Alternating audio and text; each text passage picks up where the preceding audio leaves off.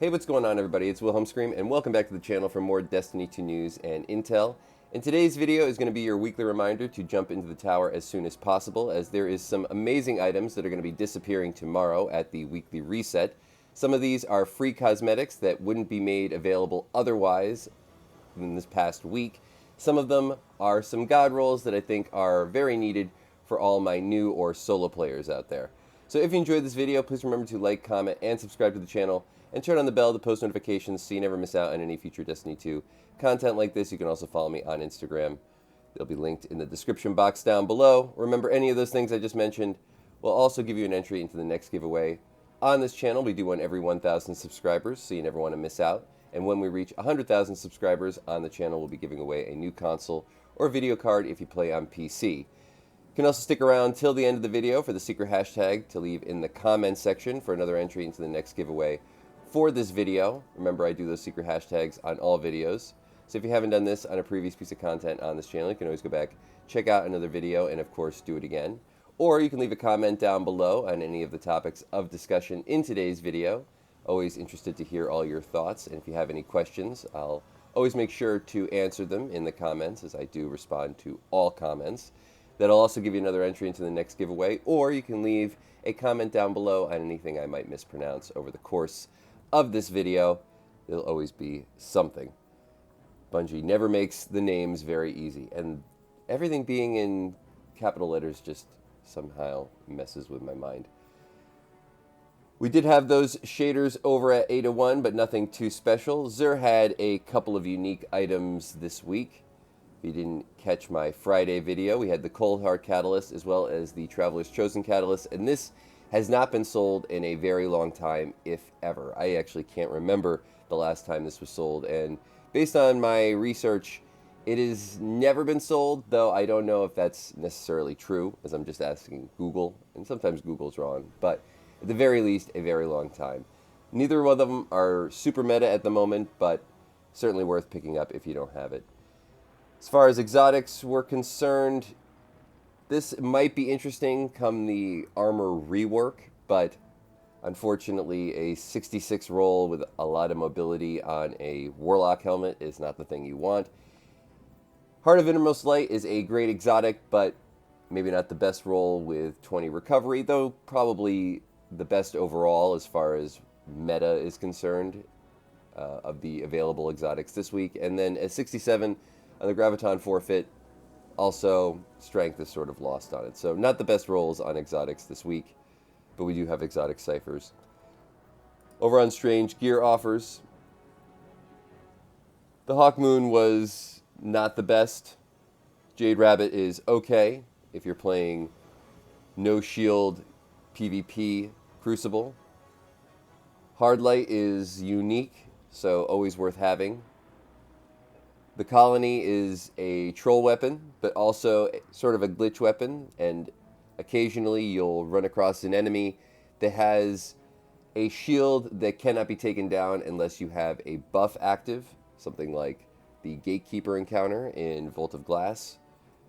This will bypass those shields sometimes if you muzzle stuff the enemy, and though that particular encounter was patched with this particular glitch on this exotic, you never know when it's going to come around again. So if you don't have a Colony, even though I'm sure most people do, pick it up. True Prophecy I actually really love for PvP and PvE with the time payload. The 120s with a time payload actually have a much faster time to kill, and 120s, though not the meta at the moment, with time payload will do work in both PvE and PvP. Unfortunately, not a craftable or enhanceable weapon. But an Escape Velocity GODROLL, also not a enhanceable or craftable weapon, but for a base stat roll weapon, this submachine gun is very good, so consider picking it up. Canis Major is also a very good PvE roll with Clown Cartridge and Vorpal Weapon. Both of these, I would say, are really good for new players or solo players if you aren't into crafting or haven't had a chance to get your hands on any enhanced weapons yet. The Thin Precipice is also very, very good, but it can be crafted. Eternity's Edge, if you are willing to pick it up, on the Warlock is also not bad. I believe the Crown Splitter was also not bad for the Titan, but remember you have to pick these up on those classes, though you can use them on all classes. Legendary Armor is not very rare and was glitched this week, so whenever there's a new set, for some reason we get really crummy rolls on all the armor, so you can skip out on that this week. Gonna head up to Banshee 44 really quick, as he had better loot over the course of the week than XUR did, I believe. And remember that the rolls on the weapons at Banshee 44 do rotate, so there was some excellent ones this week, but some good craftable weapons as well as a very good enhanced weapon. Maybe not the best roll on any of them today, though certainly worth checking out. And again, for solo or new players, some of these things are only available through Banshee 44. So, fortunate for us, we have a Hollowed Words, Lead from Gold, Unrelenting. You can probably skip it. The Enigma Glaive, which can be crafted. This one comes with nothing too stand out. Unrelenting and Psycho Hack, as well as Grave Robber. Actually, not a bad roll, but can be crafted. If you own Witch Queen, which I do not on my PC. I own it on my console, which is where I primarily play. But you can craft this, though apparently it won't come up if you don't own Witch Queen on that platform. We have a Taipan 4FR with Clown Cartridge, Firing Line, and Vice Stinger. Absolute god roll for DPS. If you're a new player, solo player, this is a really good one to pick up, especially for Rite of the Nine currently, because we have a lot of, I would say, precision damage bosses in, especially we had one Inspire the Watcher, which will be returning after the next couple of weeks. This coming week, we're going to be getting Prophecy, which I'm sure everybody is very excited about, as Prophecy probably had the best weapons available through Rite of the Nine. I know everybody's going to be chasing after the hand cannon. So I'll make some more detailed videos about Prophecy this coming week. Look out for those, but certainly pick up this Taipan if you don't have a good linear fusion rifle for boss damage. We have the Mikado 45 with Triple Tap, Golden Tricorn, and Sura Synergy. That's the origin trait. This is a fully enhanceable weapon out of the box. The weapon, or excuse me, the roll that you're really looking for is Hatchlings and Slice. That's the roll I actually have on this weapon, and this is one of my go-to heavy weapons overall. Certainly my go-to heavy machine gun when I'm using it for ad clear or doing any kind of ad clear. This is sort of my go-to weapon. And Slice Hatchlings is incredibly good. There was a Hatchlings roll earlier this week, so you could buy this and get enhanced Hatchlings. But the fact that this has been in the rotation means that it will be in the rotation again. So even though this isn't the best roll, it's still a very good weapon. And enhanced weapons are just rare finds when you're a new or solo player. So having it at Banshee, just be on the lookout for it. And if you see that roll, definitely pick it up. We have a Bad Omens with Snapshot Sight, Quick Draw, you could probably skip, and then we had a Path of Least Resistance, Triple Tap, One for All. This can be crafted, of course. Over at the Vanguard this week, we had another absolute god roll weapon available from the Nightfall and GM Nightfall, respectively. If you can complete the GM Nightfall this week, I would say it's very much worth it, as this is another incredible boss damage weapon, the Scintillation. And if you can get the Adept version, it is really, really good. One of the best, certainly an S tier DPS weapon. So pick it up if you don't have it. Even if you can't get the Adept version, the normal version is good with the right perks. So just be on the lookout. This is a very forgiving weapon also, as though it's a linear fusion rifle, it shoots in a 3-round burst. So the chances of missing your precision shot and not getting any damage are much lower, because even if you miss that first shot, you'll probably hit the next two. So you're always guaranteed at least a bit of damage, which is what makes this even better than something like the Taipan, which I just mentioned, which is only a single shot linear fusion rifle. But both are very good. If you can get your hands on this one, definitely do so. You'll also be getting the Cruel Mercy, if you can complete this on the GM difficulty, the Nightfall that is, with a Platinum score. You'll be getting both.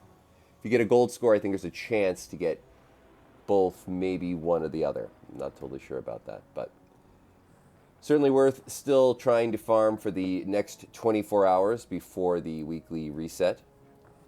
Also disappearing tomorrow at the weekly reset over at Eververse, we had the Necrostatic shader, which is an animated shader. Animated shaders are rare.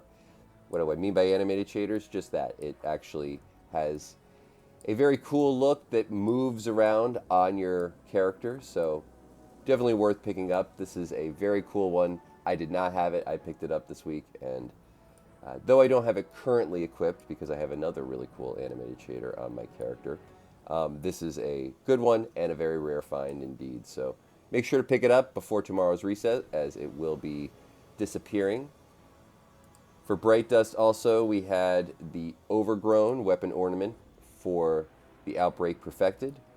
I have not done damage testing with this as of yet to see if the ornament actually changes the sight, though I don't believe this is one of the ones that does. And I'm still doing a bit of research because I do want to make a more elaborate video, sort of to comprise all the different ornaments that do change the sights on specific exotics. And sometimes they make a sort of an okay exotic a very good exotic for things like PvP specifically.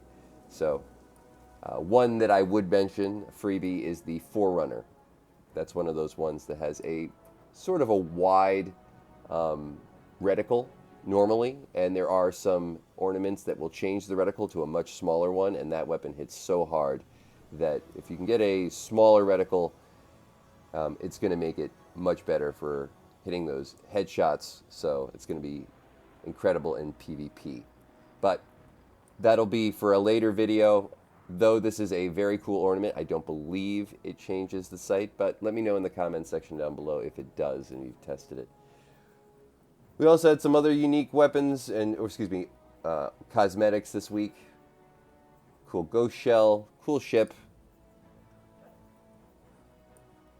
I do like this ship, and a pretty cool vehicle in the Scarrow. So make sure to pick up those before tomorrow's reset if you don't have any of them.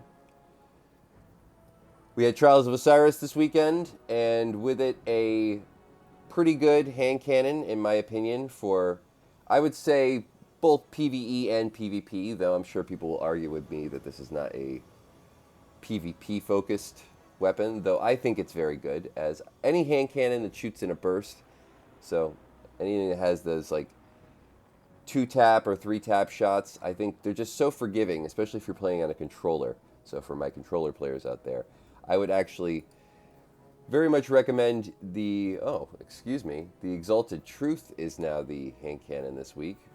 Interesting. I feel like that has changed over the course of the weekend, because it wasn't this, I believe, on Friday. I believe on Friday we had, if I'm not mistaken, where is it?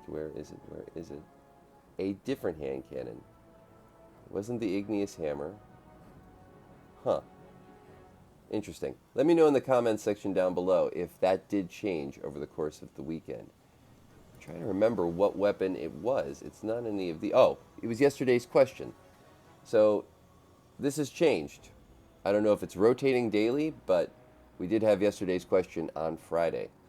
Remember, you can pick up these weapons in their enhanced form, but you can also get an Exalted Truth now in the Adept form, which is amazing, because that's actually, I think, a really good weapon for PvP specifically. This one, both good for PvP and PvE, in my opinion. You'll also be getting the Inquisitor Adept this week, so both weapons are available through Trials of Osiris for the next 24 hours, of course.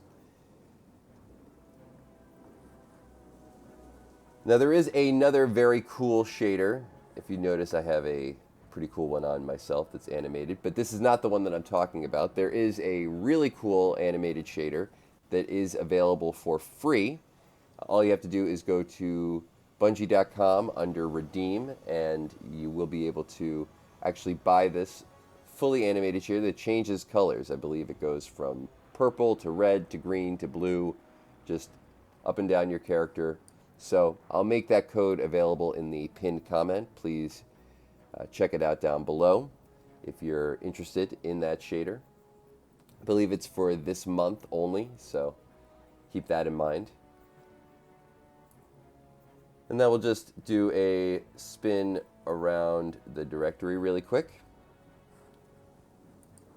A couple other things that will be changing tomorrow over in the Eternity. If it loads. What is with the load times today? Sometimes I don't know what it is, but sometimes the load times just don't want to work. Might have to go to orbit. That seems to be the thing that gets it to work. Okay, there we go. We have Ghost in the Deep available this week as the featured dungeon for Rite of the Nine. It will be rotating out after it's been here 2 weeks. But remember, this week was added loot drops, and you can still very much farm that encounter right after the first encounter, which was not initially in this dungeon. Of course, you have to be on either the Eternity or Ultimatum difficulty, but if you are, you can then simply just go through the jumping puzzle, kill the Lucent Hive at the end, get the chest, jump off the ledge. You will reset right before the jumping puzzle, and you can run through again over and over to farm out all the currency for the Rite of the Nine or any of the weapons from Ghost of the Deep. But I'm sure heading into next week with Prophecy, you're probably going to want as much currency as possible, so might as well do this farm while it's still available for the next 24 hours. I don't know if it will return the next time Ghost of the Deep does come back in, which will be when all the dungeons are added back into Rite of the Nine, so you'll be able to do any one. All of them will be here on the select screen. But might as well do it while you can, because like I said, who knows if it's going to be here when Ghost of the Deep returns. There will be the, I think they call it the Lootapalooza. I don't know if that's what they're calling it, but essentially all 3 dungeons the last week of Rite of the Nine before the Edge of Fate actually launches. So that'll be the very last week before the big expansion in Edge of Fate. Very much looking forward to that, of course. Over in the Dreaming City this week, we had the Last Wish as the featured raid, so it can be farmed out for the 1,000 voices if you don't have it. Over on the Cosmodrome, we had our featured dungeon in Grasp of Avarice. And then our other featured dungeon over in the EDZ was the Warlord's Ruin. And the other featured raid for this week was the Vow of the Disciple. Sundered Doctrine is still apparently having issues dropping its exotic if you're looking for the Icebreaker. Still apparently not dropping, at least after the first attempt on each character. So just keep that in mind, that this is still a very difficult dungeon to actually get to work properly for you in order to get the exotic. So that, as well as over on Europa, we are also having issues with the Vespers Host. Excuse me, Vespers Host is for the Icebreaker. That is also not dropping as well. So both of those dungeons, exotics, are not dropping as they should, still, unfortunately. So just keep that in mind if you're not getting it as quickly as you would hope. As I said, the Crucible this week, we had Trials of Osiris as well as Sparrow Control for the next 24 hours. So if you're looking to jump into either one of those, my destination screen opens. There was something unique outside of Destiny specifically that I would want to discuss that was... Good God, the load screens. Just take me to orbit. How about that? Let's go to orbit. Because there's a couple other things that I wanted to discuss, but I need the directory screen in order to do it. And I need this game to actually cooperate and load with me for once. Come on. Come on, Destiny servers. I mean, I'm not asking you to do much here. There we go. All right. Gambit. Something that we haven't talked about probably ever, or at least in a very long time. But Destiny Rising, I haven't played it. I'm not interested in playing it. It's a gacha game. It's for the mobile. Even if it maybe if it wasn't on mobile, maybe I'd give it a try, but I'm not a mobile game player. Maybe some of you are using an emulator and you've been enjoying it this last week. But they did do a version of Gambit that is very unique, I would say. And though I won't find myself playing it, I'd be interested to see if anybody has played the Destiny Rising version of Gambit, because it does look very fun, and I think it could be a really good addition to Destiny 2.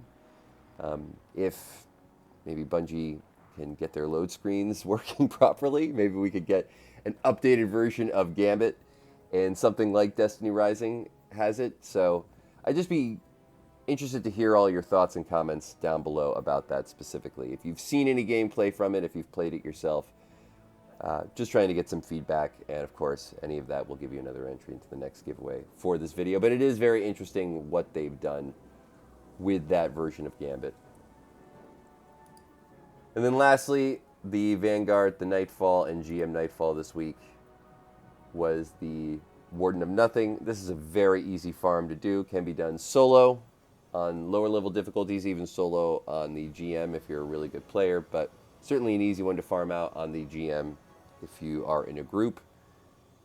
Remember, you can still use the out of bounds glitch for the final boss if you are solo, but if you're in a group, you can always just go for the boss melt. It doesn't take very long. A couple of supers should do ya. Be on the lookout for all the information regarding Prophecy next week, because I know it's going to be the thing to farm. I'm sure it's the thing that most people have been waiting for since Rite of the Nine actually launched.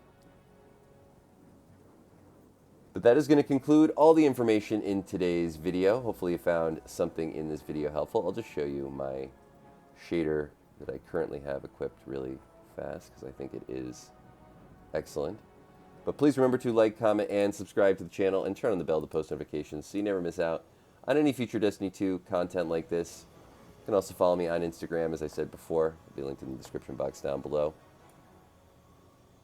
Remember, any of those things will also enter into any future giveaways, as well as any comments, feedback, words I might have mispronounced. We'll also give you another entry. If you've watched till this point in the video, you can leave a hashtag Rite of the Nine, or a hashtag The Edge of Fate, or a hashtag Year of Prophecy in the comments section down below for another entry into the next giveaway. And once more, I am Wilhelm Scream. Thanks so much for watching, as always, and of course, we will see you next time. Little.